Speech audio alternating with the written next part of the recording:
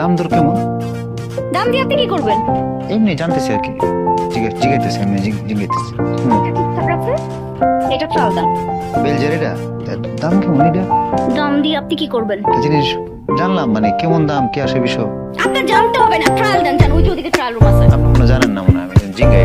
ও মে ভাই, এদিকে আসেন ভাই, এটার দাম কেমন? এটা স্যার ব্লেজারের ভিতরে প্রাইসটা দেওয়া আছে, কাইন্ডলি একটু দেখে নেন।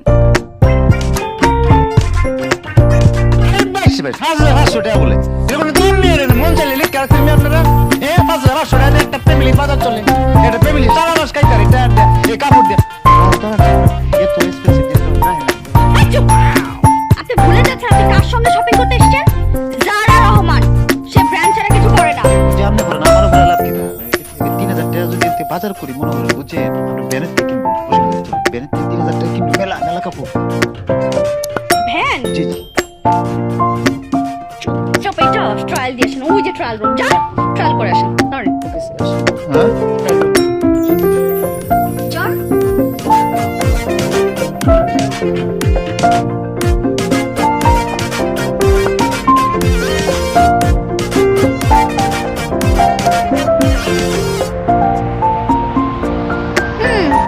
ঠিকঠাক আছে, এবার খুলুন।